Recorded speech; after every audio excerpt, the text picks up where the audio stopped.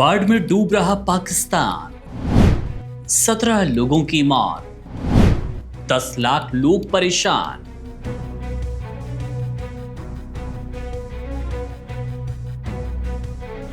पाकिस्तान के पंजाब प्रांत में इस समय हाहाकार मचा है। पिछले 24 घंटों में भीषण बाढ़ के कारण 17 लोगों की मौत हो गई और यह आंकड़ा लगातार बढ़ रहा है। सतलुज, रावी और चिनाब नदियां अपने पूरे उफान पर है, जिसने सैकड़ों गांवों को अपनी चपेट में ले लिया। चारों ओर सिर्फ पानी ही पानी नजर आ रहा है और इस प्राकृतिक आपदा ने लाखों लोगों के जीवन को अस्त व्यस्त कर दिया। पंजाब की आपातकालीन सेवा के अनुसार मरने वालों में सियालकोट से 7, गुजरात से 4, नारोवाल से 3, हाफिजाबाद से 2 और गुजरांवाला से 1 व्यक्ति शामिल है। इन संख्याओं के पीछे अनगिनत दुख भरी वो कहानियां छिपी है। वे परिवार जिन्होंने अपने प्रियजनों को खोया, वे बच्चे जो अनाथ हो गए और वे लोग जिन्होंने अपनी पूरी जमा पूंजी और आशियाना गंवा दिया। बाढ़ का कहर इतना व्यापक है कि सड़कों और पुलों को भारी नुकसान हुआ, जिससे राहत और बचाव कार्यों में भी बाधा आ रही है। लाखों एकड़ कृषि भूमि पानी में डूब गई, जिससे किसानों की कमर टूट गई, फसलें बर्बाद हो चुकी है और अब उनके सामने भुखमरी का संकट मंडरा रहा है।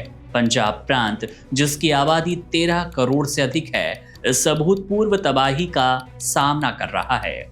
अधिकारियों का कहना है कि नदियों का जलस्तर सामान्य से बहुत अधिक है, जिसका कारण भारी बारिश के साथ साथ भारत के बांधों से कथित तौर पर छोड़ा गया अतिरिक्त पानी है।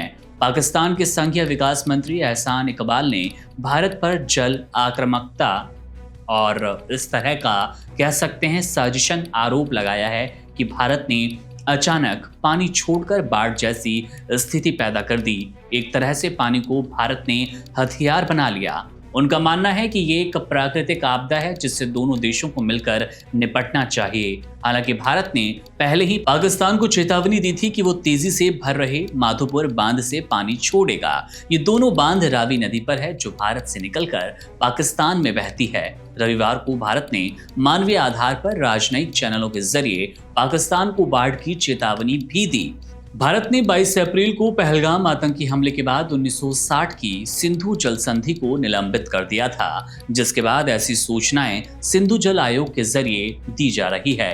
प्रांतीय आपदा प्रबंधन प्राधिकरण PDMA के अनुसार बाढ़ का तेज बहाव निचले इलाकों की ओर बढ़ रहा है। चिनाब पर खांकी और कदीराबाद हेडवर्क्स और सतलुज पर गंडा सिंह वाला में पानी का स्तर बहुत ज्यादा है।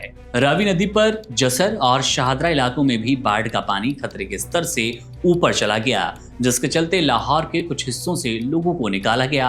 पंजाब सरकार के अनुमान के मुताबिक अब तक करीब 10 लाख लोग इस बाढ़ से प्रभावित हुए।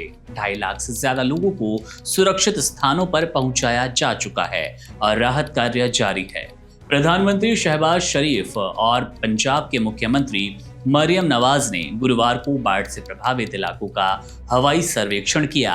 सरकारी बयान के अनुसार चिनाब नदी के किनारे बसे सियालकोट, वजीराबाद, गुजरात, मंडी, बहाउद्दीन, चिन्योट और झांग जिलों के करीब 340 गांव सबसे ज्यादा प्रभावित है। वहीं सतलुज नदी के किनारे बसे कसूर, ओकारा, पाकपटन, मुल्तान, वहारी, बहावलनगर और बहावलपुर में करीब 335 गांव बाढ़ की चपेट में हैं।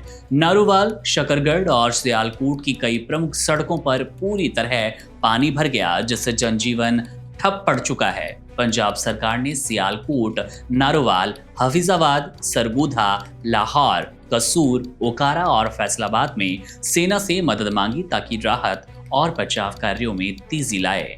लोग अपने घरों को और मवेशियों को बचाने की कोशिश कर रहे हैं। मवेशियों को छोड़कर सुरक्षित स्थानों की तलाश में पलायन भी कर रहे हैं।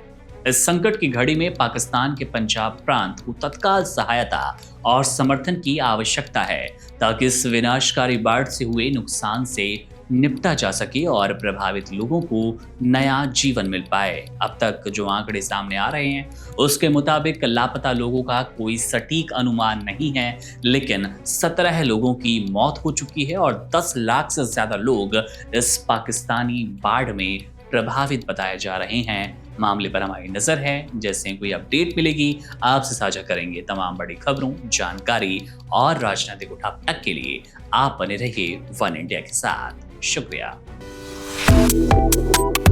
Subscribe to One India and never miss an update. Download the One India app now.